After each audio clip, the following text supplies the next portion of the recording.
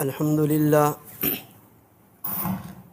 لله العلي الأكرم الذي علم بالقلم علم الإنسان ما لم يعلم ونوره بنور العقل فأفهمه ما لم يفهم ونشهد أن لا إله إلا الله وحده لا شريك له ذو الجود والكرم ونشهد أن سيدنا وسندنا ومولانا محمدا عبده ورسوله المكرم صلى الله تعالى عليه وعلى آله وأصحابه وسلم. أعوذ بالله من الشيطان الرجيم بسم الله الرحمن الرحيم. لعن الذين كفروا من بني إسرائيل على لسان داود وعيسى بن مريم ذلك بما عصوا وكانوا يعتدون كانوا لا يتناهون عن منكر فعلوه لبئس ما كانوا يفعلون. وقال الله تعالى في مقام آخر وَإِذْ قَالَ مُوسَى لِقَوْمِهِ يَا قَوْمِ اذْكُرُوا نِعْمَةَ اللَّهِ عَلَيْكُمْ إِذْ جَعَلَ فِيكُمْ أَنْبِيَاءَ وَجَعَلَكُمْ مُلُوكًا وَآتَاكُمْ مَا لَمْ يُؤْتِ أَحَدًا مِنَ الْعَالَمِينَ. صدق اللہ مولانا العظیم. بزرگوں اور دینی بھائیوں، اللہ رب العالمین کا بہت ہی بڑا احسان اور کرم ہے کہ اس بے نیاز پروردگار نے ہمیں اس مبارک جگہ میں بیٹھ کر کچھ دین کی باتیں کہنے اور سننے کی توفیق عطا فرمائی. اللہ رب العالمین ہم سب کو سمجھنے کی اور اس پر عمل کرنے کی توفیق عطا فرمائے. دو مقامات سے جو آیات تلاوت ہوئی ہیں اس میں یہودیوں کا ذکر ہے. 3 قومیں دنیا پر چھائی رہی ہیں. ایک تو یہودی ہیں، دوسرے نصرانی جس کو کرسچن کہا جاتا ہے، اور تیسرے مسلمان. ان کے پاس آسمانی کتابیں آئی ہیں، یہودیوں کے پاس بھی اور نصرانیوں کے پاس بھی اور مسلمانوں کے پاس بھی. ان دونوں کی آسمانی کتابیں قرآن کی وجہ سے ریجیکٹ ہو گئی. اب اگر کوئی جنت میں جانا چاہتا ہے تو اس کے لیے ضروری ہے کہ وہ قرآن ہی کا فالو کرے. کسی اور کتاب پر عمل کرنے کی اجازت اب نہیں ہے. لیکن وہ قومیں آج بھی ہیں، انہوں نے اپنی کتابوں کو آج بھی پکڑ کے رکھا ہے، حالانکہ ریجیکٹ ہو گئی. اس کے باوجود وہ اپنے خیال میں سمجھ رہے ہیں کہ ہم سیدھے راستے پر ہیں. یہودیوں کا آج بھی یہ کہنا ہے کہ ہم حضرت یعقوب علیہ السلام کی اولاد ہیں، اس میں کوئی شک نہیں. یہ جو اسرائیل ہے قرآن میں استعمال ہوا، اسرائیل، اس کے معنی ہوتے ہیں اللہ کا بندہ. جیسے عربی میں ہوتا ہے عبداللہ، اللہ کا بندہ، اسی طرح اسرائیل اللہ کا بندہ. یہ عبرانی زبان کا لفظ ہے. یہ حضرت یعقوب علیہ السلام کا نام ہے. بعد میں دوسرا نام ان کا ہوا ہے یعقوب. قرآن کریم میں دونوں نام سے حضرت یعقوب علیہ السلام کو یاد کیا گیا، اسرائیل سے بھی اور قرآن سے بھی. جہاں ان کی اولاد کا تذکرہ ہوتا ہے تو وہاں اللہ پاک کہتے ہیں بنی اسرائیل، یعنی اسرائیل کی اولاد. اور جہاں ان کی اولاد کا ذکر نہیں ہوتا وہاں صرف حضرت یعقوب کا نام یعقوب کہہ کر کے گزر جاتے ہیں. دونوں نام استعمال ہوئے.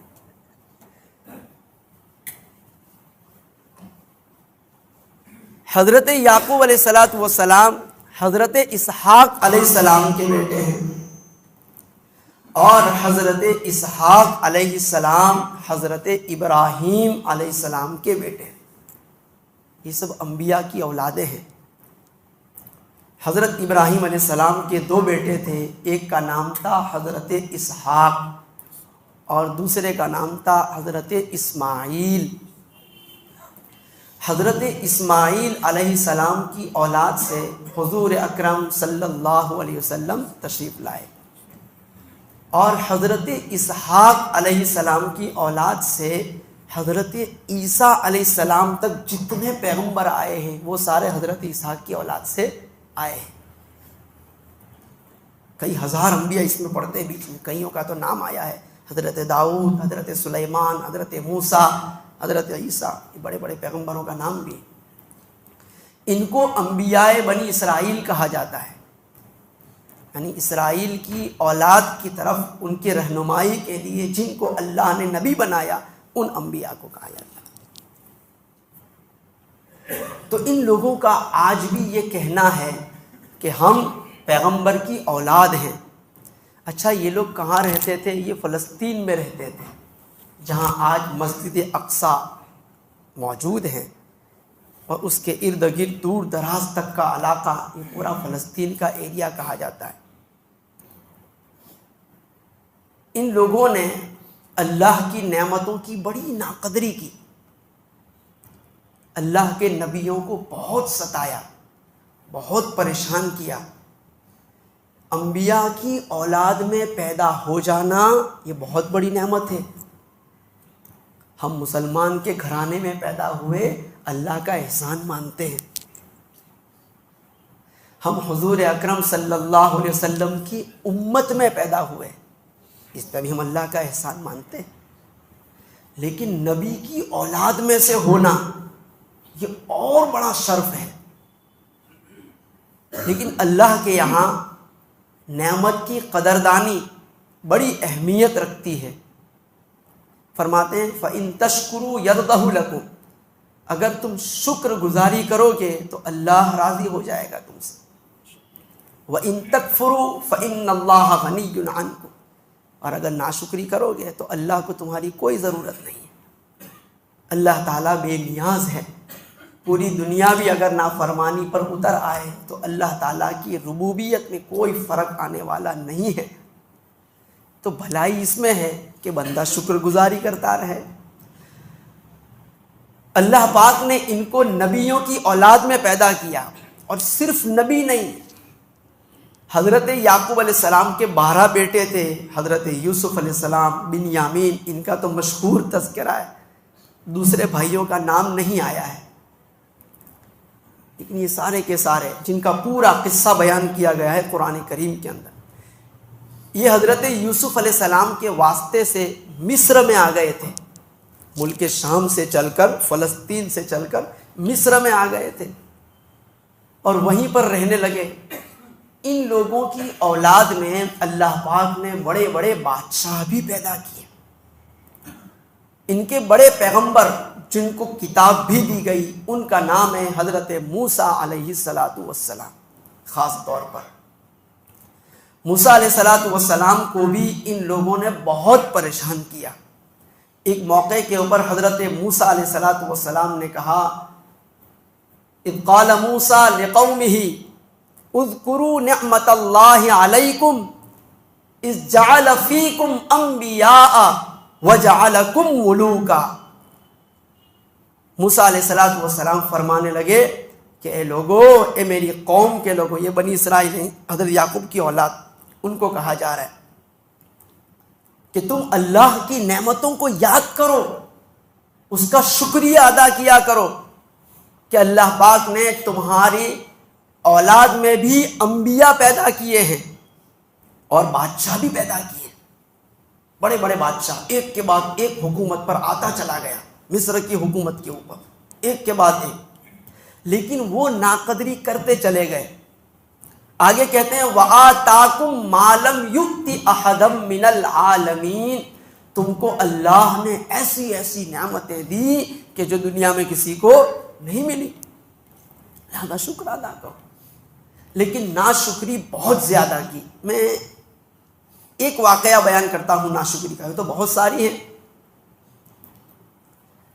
حضرت موسیٰ علیہ السلام نے جب سمندر پار کر لیا حکم ہوا تھا کہ ان سب کو لے کر کے نکل جاؤ، کیونکہ مصر پہ یہ حکومت کرتے تھے، لیکن حالات ایسے آ گئے ان کے اوپر کہ یہ مظلوم بن گئے، ان سے حکومتیں چلی گئیں۔ ایک ایسا خطرناک بادشاہ جو پراپر مصر کا تھا، اس کے ہاتھ میں اقتدار آیا مصر کا، تو اس نے یہ آواز اٹھائی کہ یہ تو غیر ملکی ہیں، کہیں اور سے آئے ہیں، اور یہ ہمارے دیش پر حکومت کریں، یہ ہمیں برداشت نہیں۔ وہ جو بادشاہ تھا اس کی قوم کو قبطی کہا جاتا ہے، تو اپنی قوم کے اندر اس نے اس طرح کی باتیں رکھی، لوگوں میں زہر ڈالا ان کے خلاف، انبیاء کی اولاد کے خلاف۔ چنانچہ حالات اس قدر ہو گئے کہ ان لوگوں پر ظلم کے پہاڑ توڑ دیے گئے، ان کو کچل کے رکھ دیا گیا۔ اللہ پاک نے ان کی نجات کے لیے، بہرحال نبی کی اولاد میں سے تھے تو دعائیں کرتے رہتے تھے اللہ سے، اللہ تعالیٰ کوئی سبیل پیدا کر، کوئی نجات کا راستہ پیدا کر۔ اللہ پاک نے موسیٰ علیہ السلام کو پیدا کیا ان کی اولاد میں سے۔ موسیٰ علیہ السلام بڑے ہوئے، پیغمبر بنے، ان کے ذریعے سے اللہ پاک نے ان کے لیے نجات کا راستہ نکالا۔ حکم ہوا کہ راتوں رات ان کو لے کر کے مصر سے اپنے باپ دادا کے وطن کی طرف نکل جاؤ، ملک شام کی طرف۔ سب کے سب نکل گئے، باقاعدہ پلاننگ ہوئی اور راتوں رات نکل گئے۔ حکومت پر بیٹھنے والوں میں سے کسی کو پتا نہ چلا کہ کیا ہوا ہے۔ صبح ہوئی تو وہ آبادی خالی تھی جہاں یہ بنی اسرائیل رہتے تھے، اس دور کے ایمان والے۔ فرعون کو بتایا گیا کہ یہ تو پوری آبادی خالی ہو گئی، سب چلے گئے۔ کہا پکڑو ان کو، ہم ان کو جانے نہیں دیں گے، یہ ہمارے غلام ہیں، ہم ان کو یہیں پر رکھیں گے، ہم جو چاہیں گے کام لیں گے ان سے۔ لکھا ہے مفسرین نے، اس قدر کام لیتا تھا جیسے جانوروں سے لیا جاتا ہے، اس سے بھی بدتر، اور پیسے نہیں لیتا تھا، اجرت کچھ نہیں، اگر کوئی مطالبہ کر لے تو اور بڑی سزا اس کو دے دی جاتی تھی، ایسے حالات تھے۔ موسیٰ علیہ السلام کے ساتھ نکل کھڑے ہوئے، چلتے چلتے چلتے دیکھا تو سامنے سمندر آ گیا۔ اب کیا کریں؟ سارے کے سارے موسیٰ علیہ السلام پر غصہ کرنے لگے کہ تم نے یہاں مروا دیا ہم کو لا کر، اب وہ آ ہی رہا ہوگا لشکر لے کر کے، ہم کہاں بھاگیں گے؟ ایک طرف پانی ہے، دوسری طرف فرعون کا لشکر آئے گا، ہم بھاگیں گے کہاں؟ اس سے تو اچھا تھا ہم وہیں رہتے، چلو بھلے غلامی۔ اس طرح سے موسیٰ علیہ السلام کو تکلیف دینا، دیکھا نا اللہ کے پیغمبر کو تکلیف، ذہنی تکلیف، الٹی سیدھی باتیں۔ حالانکہ پیغمبر موسیٰ علیہ السلام تو ان کو بچانے کے لیے اللہ کے حکم سے لے کر کے چلے تھے، اب یہ سامنے سمندر آ گیا۔ اس دور کے اندر کوئی میپ بھی نہیں تھا، نہ کوئی باقاعدہ راستے بنے ہوئے تھے، کچھ بھی نہیں، چلتے چلے گئے، کوئی راستہ بیچ میں مل گیا تو سمندر آ گیا سامنے۔ موسیٰ علیہ السلام بہرحال اللہ کے پیغمبر تھے، بڑے حوصلے کے ساتھ ان کے کڑوی کسیلی باتوں کو برداشت کرتے رہے اور سمجھایا کہ رکو رکو، اللہ تعالیٰ ہمیں بچائے گا ضرور، میں اللہ کے حکم سے لایا ہوں تم کو، اپنی مرضی سے نہیں لایا۔ کچھ لوگوں نے یہ بات اچھی طرح سمجھ لی، انہوں نے دوسروں کو سمجھا دی، معاملہ ٹھنڈا ہوا۔ موسیٰ علیہ السلام کو حکم ہوتا ہے کہ اضرب بعصاک الحجر بعصاک البحر، یہ جو لاٹھی ہے نا تمہارے ہاتھ میں، یہ وہ سمندر کے اوپر مارو۔ اللہ کا حکم آیا۔ اب یہ پیغمبر کا ایمان ہوتا ہے کہ کیوں کیا بالکل نہیں پوچھتے، بس اللہ کا حکم ہوا اسے کرنا ہے۔ ہم تو پوچھتے ہیں نا مولوی صاحب یہ نماز پڑھتے ہیں کیا ملتا ہے نا، پوچھ لیتے ہیں، حالانکہ ہمیں یہ سوچنا چاہیے اللہ کا حکم ہے، ضرور ملے گا، سمجھ میں آئے یا نہ آئے، ہمارے رب کا آرڈر ہے، بس ہم نے کرنا ہے، کچھ بھی ہو جائے، ہے نا۔ اللہ ہمیں ایسا یقین نصیب کرے۔ موسیٰ علیہ السلام اللہ کے پیغمبر ہیں، جیسے ہی حکم ہوا اضرب بعصاک البحر، لکڑی مار دی، جیسے ہی لکڑی مار دی، حالانکہ آدمی سوچ سکتا ہے کہاں سمندر اور کہاں لکڑی، کیا ہوگا اس سے؟ اگر لکڑی مار بھی دی زور سے تو پانی تھوڑا سا اڑے گا بس، لیکن اللہ کے پیغمبر نے عقل کے گھوڑے نہیں دوڑائے، اللہ کا حکم اصل، بات ختم۔ جیسے ہی حکم ہوا لکڑی مار دی، جیسے ہی لکڑی لگی سمندر پر 12 راستے بن گئے۔ 12 خاندان تھے جو ساتھ میں چلے تھے، 12 راستے بن گئے۔ پانی پہاڑ کی طرح کھڑا ہو گیا، برف بن کر کے آن کی آن میں، اور نیچے جو زمین تھی وہ بھی سوکھ گئی تاکہ چلنا آسان ہو۔ ابھی فرعون کافی دور تھا، وہ بھی گھوڑے کا لشکر لے کر کے آ رہا تھا، لیکن جب تک وہ کنارے پر آئے یہ لوگ جلدی سے روانہ ہو گئے اور سمندر کے بیچ میں پہنچے، اور یہ کنارے پر آیا۔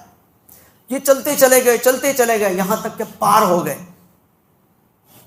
جب پار ہو گئے تو پھر سمندر کو آرڈر ہوا کہ جس طرح پہلے بہتا تھا اسی طرح بہنے لگ جا، وہ اسی طرح بہنے لگ گیا۔ اللہ کا آرڈر ہے، کائنات کا پتا پتا اللہ کے حکم کا منتظر رہتا ہے، کیسے ہمارے مالک کا آرڈر ملے اور ہم کریں۔ وہ مجبور ہیں، ہمیں اللہ پاک نے بڑا اعزاز بخشا ہے، بڑی عزت دی ہے کہ ہمیں تھوڑا سا اختیار دیا۔ ہمیں کیا دیا؟ اختیار۔ دوسری کسی مخلوق کو اختیار نہیں، جو کہا کرنا ہے۔ سورج کو آرڈر ہو گیا چل، بس وہ چل رہا ہے۔ زمین کو آرڈر ہوا تو اپنے خزانے انسانوں کے لیے نکالتی رہے، وہ نکالتی رہتی۔ بادلوں کو حکم ہوتا ہے فلانی زمین پر پانی برساؤ، برسانے لگ جاتے، وہ مجبور ہیں۔ اللہ پاک نے انسانوں پر کرم کیا، اشرف المخلوقات، تھوڑی سی مرضی استعمال کرنے کا اختیار دیا، اپنی مرضی سے عمل کرنا ہے۔ اللہ کے قانون کو سمجھنے کی صلاحیت بھی دی، ایسی عقل عطا فرمائی جو کسی مخلوق کو نہیں ملی، کرنا۔ تو سمندر حکم کے مطابق بہنے لگ گیا، یہ لوگ پار نکل گئے، چلتے چلے گئے، بیابان، چٹیل میدان، ریتیلی زمین، چاروں طرف پہاڑ ہی پہاڑ کھڑے ہیں، جہاں نشیبی ایریا ہوتا ہے بیچ بیچ میں سے نکلتے چلے گئے۔ کھانے پینے کا تقاضا ہوا، بھوک لگی، پیاس کی شدت ہوئی، اب کیا کریں؟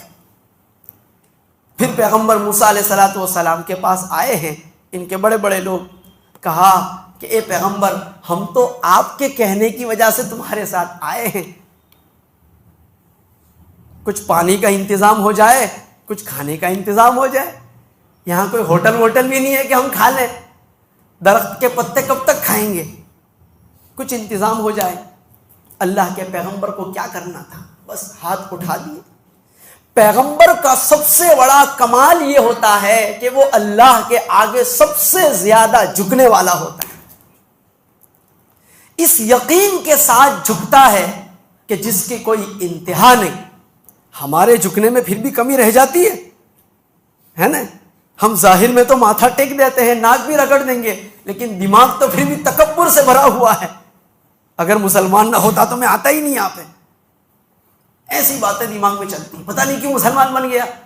یہ 5 بار بلایا جاتا ہے، کوئی فائدہ نظر نہیں آتا، کاروبار کا نقصان ہو جاتا ہے۔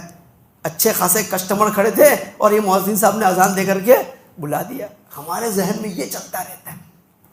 لیکن اللہ کے پیغمبر کا نہ جانے کیسا یقین ہوتا ہے۔ پیغمبر نے ہاتھ اٹھا دیے اللہ کے سامنے، اور اللہ کے دربار کا اصول یہ ہے کہ جس یقین کے ساتھ بندہ مانگتا ہے اتنا ہی جلدی ملتا ہے۔ کبھی بھی آپ اللہ سے دعا کریں اور اگر نہ ملے تو سمجھ لو ہمارے یقین میں کمی ہے، ہمارے یقین میں کمی ہے۔ مفتی سعید صاحب پالنپوری رحمت اللہ تعالی علیہ ایک واقعہ لکھا ہے کہ ان کے چچا زاد بھائی ایک مرتبہ آئے دیوبند اور انہوں نے کہا کہ میں نے 3-4 دن میں 1 کلو شہد ختم کر دیا، 3-4 دن میں ہی 1 کلو شہد پورا چاٹ کے ختم کر دیا اسے۔ نتیجہ نکلا کہ اس کی گرمی کی وجہ سے دانے نکل آئے۔ کہا کہ فلانے حکیم صاحب ہیں وہاں چلے جاؤ، وہ چلے گئے، دوائی لے لی۔ وہ حکیم صاحب بھی عالم تھے تو ان سے انہوں نے ایک سوال کر دیا، کہا کہ ایک بات بتاؤ کہ حدیث میں تو آتا ہے بلکہ قرآن میں ہے فیہ شفاء للناس، شہد کے بارے میں کہ شہد جو ہے انسانوں کے لیے شفا کا ذریعہ ہے، لیکن یہ کیا تو مجھے بیماری ہو گئی۔ انہوں نے کہا کہ قرآن کریم کے مفہوم کو تم سمجھے نہیں ہو، قرآن نے تو کہا ہے فیہ شفاء للناس، انسانوں کے لیے، لیکن تم نے جو حرکت کی ہے وہ انسانوں والی نہیں ہے۔ یہ ہوتا ہے۔ اسی طرح آب زمزم کے بارے میں ہے، حدیث میں آتا ہے جس مقصد سے پیا جائے وہ مقصد پورا ہو جاتا ہے۔ ہم پورا ڈرم بھی پی جائیں گے، ہمارے مقصد میں فرق نہیں پڑتا ہے، کیوں؟ وہ یقین نہیں، وہ یقین نہیں، تو یقین کی کمی ہوتی ہے۔ حضرت موسیٰ علیہ السلام نے ہاتھ اٹھا دیے اللہ رب العزت کی بارگاہ میں، یا اللہ یہ تیرے بندے ہیں، کیسے ہی ہیں لیکن تیرے بندے ہیں، کرم کر دے۔ حکم ہوا کہ تم جہاں کھڑے ہو سامنے پہاڑ ہے، اس میں ایک چٹان ہے بہت بڑی، اس چٹان کے اوپر لکڑی مارو، فضرب بعصاک الحجر، فلاں پتھر کے اوپر لکڑی مارو۔ جیسے ہی موسیٰ علیہ السلام نے لکڑی ماری، فانفجرت من حسنتا عشرۃ عینا، 12 چشمے پانی کے اس میں سے پھوٹ پڑے، گویا 12 نل لگ گئے اور پانی اس میں سے نکلنے لگا، پتھر میں سے، پتھر کی چٹان میں سے۔ موسیٰ علیہ السلام نے کہا لو بھائی پانی کا انتظام تمہارے لیے ہو گیا ہے، جتنا چاہے پیو۔ انہوں نے پانی کا استعمال شروع کر دیا۔ کھانے پینے کا مسئلہ تھا، پھر دعا کی تو کہا کہ ہم تمہارے لیے بہترین کھانے کا انتظام کریں گے، حلوہ اور گوشت۔ پرندوں کو حکم دیا گیا تھا خاص قسم کے کہ وہ ان کے قریب آ کر کے بیٹھ جایا کریں، یہ آرام سے اس کو پکڑ لیتے تھے اور ذبح کر کے کھا لیتے تھے۔ وہ بھی تو اللہ کی مخلوق ہے نا۔ اتنا بڑا انعام، پانی کا انتظام، بہترین کھانے کا انتظام، گزارا کرتے رہتے اور اللہ کا شکر ادا کرتے رہتے۔ لیکن تکلیف دی اللہ کے پیغمبر کو، فرمانے لگے یا موسیٰ لن نصبر علی طعام واحد فادع لنا ربک یخرج لنا مما تنبت الارض من بقلها وقثائها وفومها وعدسها وبصلها۔ کہنے لگے موسیٰ یہ گوشت کھا کھا کر اکتا گئے، یہ حلوے کھا کھا کر کے اکتا گئے، ایک ہی قسم کا کھانا، ہم تو تنگ آ گئے۔ اللہ سے کہو سبزیوں کا انتظام کر دے۔ کس کا؟ سبزی۔ بھائی حلوہ کھانا اچھا ہے، گوشت کی سبزی اچھی، اچھا خاصا پرندوں کا گوشت مل رہا تھا انہیں۔ اللہ پاک نے کرم کیا تھا، پرندے قریب آ کر کے بیٹھ جاتے تھے، آسانی سے اس کو پکڑ کر ذبح کر کے کھا لیں، کتنا اچھا ہے۔ آج تو لوگ دوڑتے ہیں پرندے کے پیچھے لیکن ہاتھ نہیں آتے، ہے نا؟ یہ کرم۔ اللہ پاک نے فرمایا ان سے کہو اتستبدلون الذی هو ادنی بالذی هو خیر، تمہاری عقل کہاں چلی گئی؟ ہم نے اتنا عمدہ قسم کا کھانا تمہیں دیا اور تم یہ گھٹیا کھانا چاہتے ہو؟ یہ گھٹیا؟ چلو کوئی بات نہیں، اب ڈیمانڈ کی ہے تو اب تم کو تھوڑی سی محنت کرنی پڑے گی، جاؤ فلانی آبادی کے اندر، لیکن جب وہاں جاؤ تو تواضع کے ساتھ جانا، جھکتے ہوئے جانا، شور شرابے مت کرنا۔ یہ پیغمبر علیہ السلام نے ان لوگوں نے تکلیف دی، کہاں عمدہ کھانا آ رہا تھا اور یہاں پر گھٹیے کھانے کا مطالبہ کر بیٹھے۔ پھر آگے چلے، آگے چلتے چلے گئے، ملک شام کی بارڈر تک پہنچے، اپنے باپ دادا کا وطن، جہاں مسجد اقصی تھی، جہاں ان کے باپ دادا نے زندگی گزاری، جہاں ان کا بچپن گزرا تھا۔ یہ چلے قریب پہنچ گئے، بارڈر کے باہر ایک مقام پر پڑاؤ ڈالا۔ موسیٰ علیہ السلام کو اللہ پاک کی طرف سے حکم ہوا کہ اب اس شہر کے اندر داخل ہو جاؤ، اس شہر میں داخل ہو جاؤ سب کے سب۔ لیکن ان لوگوں نے کہا کہ ہم چاہتے ہیں کہ پہلے وہاں کے حالات دیکھیں، وہاں لوگ کیسے ہیں۔ کہا ٹھیک ہے ہم معلوم کروا لیتے ہیں۔ کچھ لوگوں کو موسیٰ علیہ السلام نے روانہ کیا، کہا دیکھ کے آؤ، جائزہ لے کر کے آؤ حالات کیسے ہیں۔ وہ لوگ جب گئے ہیں تو وہاں تو بڑے طاقتور قسم کے لوگ، اگر ایک دم سے ان کے دیش میں داخل ہو جائیں تو پکڑ کے ختم کر دیں، ایسے طاقتور لوگ۔ واپس آئے ہیں اور موسیٰ علیہ السلام کو رپورٹ دے دی اور کہا کہ وہاں تو بڑے طاقتور قسم کے لوگ ہیں، ہم کیسے داخل ہو سکتے ہیں اس میں؟ کہا اللہ پاک کا حکم ہے، تم کو وہاں جانا ضروری ہے، تم صرف اپنی طاقت کا مظاہرہ کرو، اللہ پاک تمہارا رعب ان کے اوپر ڈال دیں گے اور وہ تمہارا مقابلہ نہیں کر سکیں گے۔ کتنا آسان تھا، صرف جانا ہے، تھوڑی سی آستین چڑھانی ہے، دکھلاوا کرنا ہے، جو لگنا چاہیے کہ بہادر آ رہے ہیں۔ لیکن جب ان لوگوں نے آ کر کے رپورٹ دی کہ وہ تو لمبے تڑنگے لوگ ہیں، کچے چبا جائیں گے، ہم تو نہیں جائیں گے، بس 2-3 آدمیوں نے ہمت ہار دی، نتیجے میں سب نے ہمت ہار دی اور گستاخی یہاں تک کر بیٹھے کہ موسیٰ علیہ السلام کو کہنے لگے اذهب انت وربک فقاتلا انا ہاہنا قاعدون۔ یہ گستاخی کر بیٹھے، کہنے لگے اے پیغمبر موسیٰ آپ جائیے اپنے رب کے ساتھ، اذهب انت وربک، آپ جائیے اور آپ اپنے رب کو بھی ساتھ لے جاؤ، فقاتلا تم دونوں جا کر ان سے لڑائی کرو۔ اللہ اکبر، کتنی خطرناک گستاخی ہے۔ اللہ پاک نے کیا کہا تھا؟ تم جاؤ، اپنی طاقت کا صرف مظاہرہ کرنا ہے تم کو، میں رعب ڈال دوں گا ان کا، تمہارا رعب ان کے اوپر ڈال دوں گا، وہ تم سے لڑنے کی طاقت نہیں رکھیں گے، وہ ہمت ہار جائیں گے، یعنی ان کو ہرانا یہ میری ذمہ داری۔ یہاں تک اللہ پاک نے بات کہہ دی۔ بھروسہ کرنا چاہیے نا اللہ کے پیغمبر کی بات پہ، جس پیغمبر سے معجزات دیکھے اپنی آنکھوں سے، سمندر کو پھٹتا ہوا دیکھ لیا، پتھر سے پانی نکلتے ہوئے دیکھا، پرندوں کا آرام سے بیٹھ جانا دیکھا، من و سلوہ کا اترنا دیکھا، اتنے سارے معجزات جس پیغمبر کے دیکھے ہیں، چاہیے تھا کہ یہ بھی ایک قسم کا معجزہ تھا حضرت موسیٰ علیہ السلام کا۔ ان کی زبان سے یہ بات کہلوائی گئی کہ اپنی قوم سے کہہ دو کہ تمہیں صرف اپنی طاقت کو دکھلانا ہے، انہیں تھوڑی بہادری ظاہر کرنی ہے، میں تمہاری مدد کروں گا 100%، کوئی شک نہیں اس میں۔ لیکن یقین کرنا تھا نا، یقین نہیں کیا، اور موسیٰ علیہ السلام کی شان میں اور اللہ رب العالمین کی شان میں گستاخی کر بیٹھے اور کہنے لگے یا موسیٰ اذهب انت وربک فقاتلا، تم دونوں جا کر قتال کرو، انا ہاہنا قاعدون، ہم تو یہاں آرام سے بیٹھیں گے، جب جنگ جیت جاؤ اور سارے دشمن وہاں ختم ہو جائیں تب ہمیں آ کر کے بتانا، ہم آ جائیں گے آرام سے۔ موسیٰ علیہ السلام کو اس بات سے اتنی تکلیف ہوئی کہ جس کا کوئی اندازہ نہیں تھا۔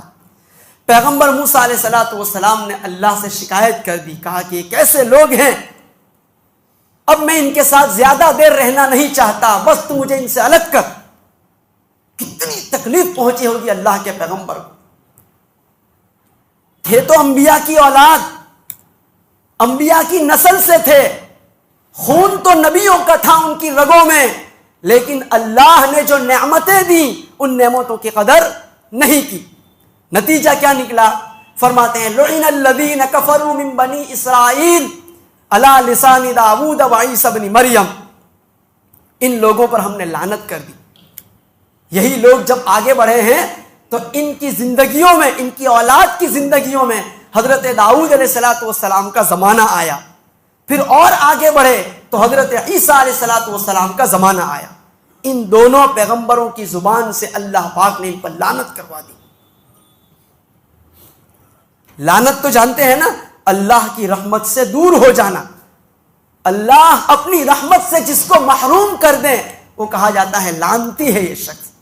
اللہ نے اپنی رحمت کی چادر اتار لی ان کے اوپر سے، اور قیامت تک کے لیے فیصلہ سنا دیا گیا قرآن کریم کے اندر کہ یہ ہمیشہ ایسے کام کریں گے کہ لوگ ان پر لعنت ہی بھیجتے رہیں گے، یہ کبھی اچھے کام نہیں کریں گے۔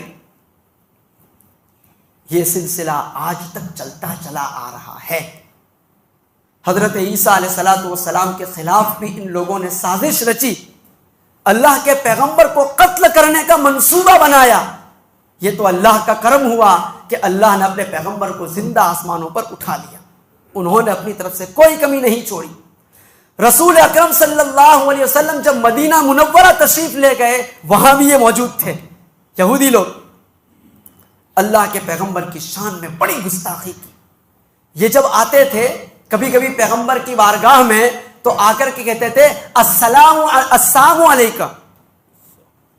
کیا کہتے تھے؟ السلام علیکم. اس کا مطلب ہوتا ہے تیرا ستیہ ناس ہو.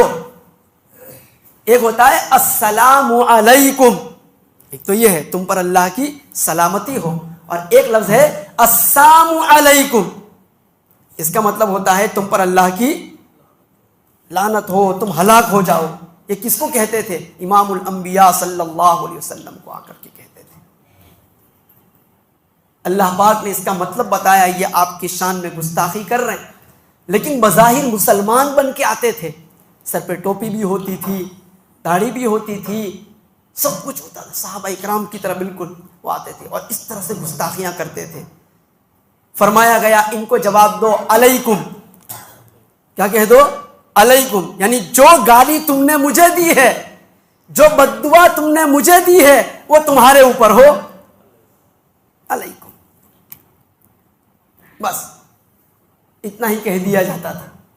اور ایمان والوں کو نصیحت کر دی کہ تم رسول اللہ کے سامنے آ کر اس طرح کی کوئی شرارت مت کرنا.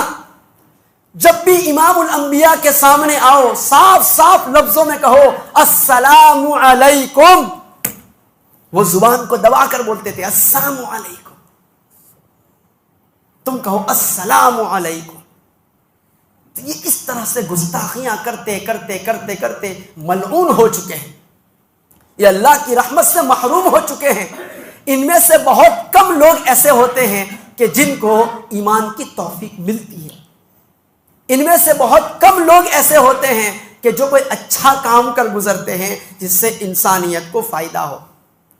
ان کے پاس اپنا کوئی وطن نہیں تھا، مارے مارے پھر رہے تھے. جب دوسری جنگ عظیم ہوئی تو پھر عیسائیوں کی مہربانیوں سے، ویسٹرن گورنمنٹ کی مہربانیوں سے ان کو مسلط کر دیا گیا فلسطین کی سرزمین پر. وہاں ان کو تھوڑا سا ٹھکانہ دے دیا گیا. ایگریمنٹ ہوئے آپس میں، بات چیتیں ہوئی. وہاں کے علاقے کے رہنے والے لوگ تھوڑی سی چوک کر گئے اور ان کو پرمیشن دے دی. نتیجہ یہ نکلا جو آج ہمارے سامنے ہے.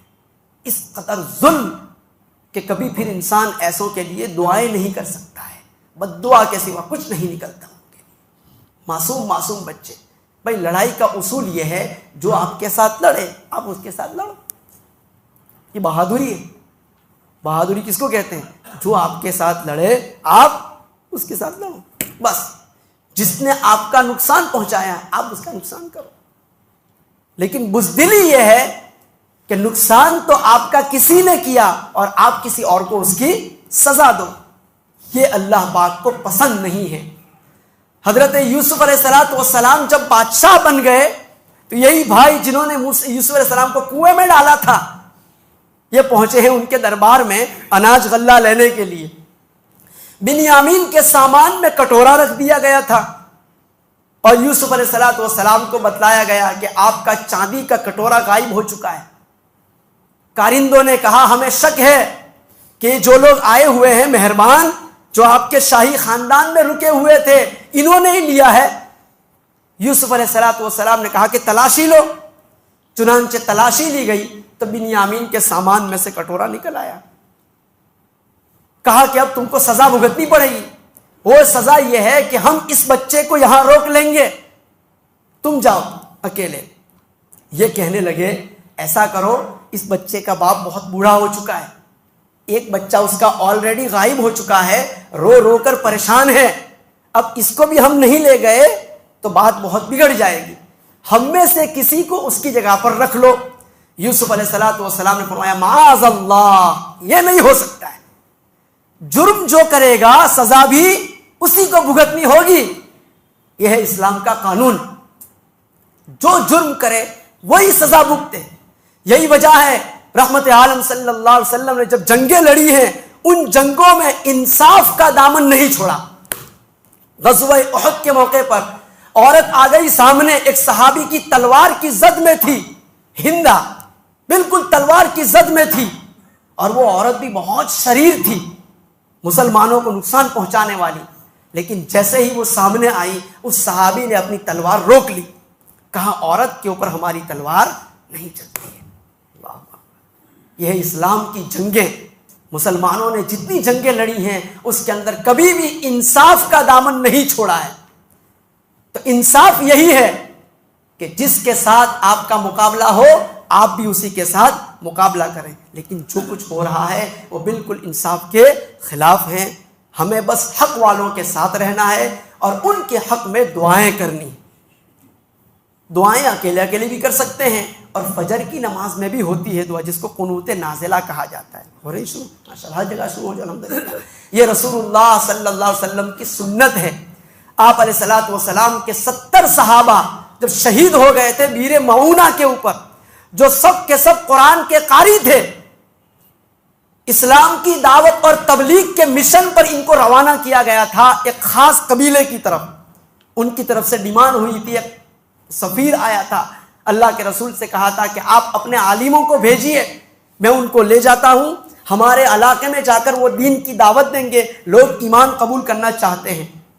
آپ علیہ الصلوۃ والسلام نے اپنے صحابہ اکرام میں سے چن چن کر 70 کی تعداد میں، اور وہ سارے کے سارے قرآن کے قاری تھے، سارے قرآن کے قاری تھے، ان کو بھیج دیا۔ خون جگر رسول اللہ نے اپنا ان کے لیے پیش کر دیا۔ یہ لے کر کے گئے اور ایک پہاڑی کے پاس لے جا کر سب کو شہید کر ڈالا۔ حضور پاک صلی اللہ علیہ وسلم کو اس کی اطلاع ملی، آپ اس قدر غمگین ہوئے، اس قدر دکھی ہوئے رسول اکرم صلی اللہ علیہ وسلم کہ تقریباً 40 دن تک قنوت نازلہ پڑھی، 40 دن تک۔ چنانچہ یہ سنت آج تک جاری ہے۔ جب بھی ایسے حالات پیدا ہو جائے، سب سے بڑا ہتھیار مسلمان کا دعا ہے۔ الدعاء مخ العبادہ۔ کبھی کبھی لوگ بھول کر بیٹھتے ہیں، کہتے ہیں دعا سے کچھ نہیں ہوتا۔ نہ، یہ جملہ بہت خطرناک ہے۔ دعا بہت بڑی چیز ہے۔ دعائیں ہمیشہ کرتے رہو، اپنے لیے بھی، اولاد کے لیے بھی، اور سب کے لیے۔ اللہ پاک کو یہ ادا بہت پسند ہے کہ اس کا بندہ اس سے مانگے۔ ہم سے تو ہمارا بیٹا بھی کچھ مانگے تو ناراض ہو جاتے ہیں، ہے نا؟ ہاں، لیکن یہ اللہ تعالیٰ کی شفقت ہے، اس کی رحمت ہے۔ اس نے اعلان کیا ہے، ادعونی استجب لکم، مجھ سے مانگو میں تمہاری دعا قبول کروں گا۔ آگے فرماتے ہیں ان الذین یستکبرون عن عبادتی سیدخلون جہنم داخل۔ یہ دعا جو نہیں مانگے گا اللہ پاک اتنے ناراض ہوں گے کہ اس کے بارے میں فرماتے ہیں جہنم میں بھیج دوں گا اسے۔ تکبر کی علامت ہے دعا نہ کرنا، اور دعائیں کرتے رہنا یہ تواضع کی پہچان ہے۔ اللہ کے انبیاء نے اس قدر مانگا کہ ہم سوچ نہیں سکتے۔ اس وجہ سے ہمیں چاہیے ہم دعاؤں کا اہتمام کریں۔ قنوت نازلہ بھی پڑھی جاتی ہے، اور اکیلے بھی دعائیں کریں سب کے لیے۔ اللہ تعالیٰ کہنے سننے سے زیادہ عمل کی توفیق عطا فرمائے۔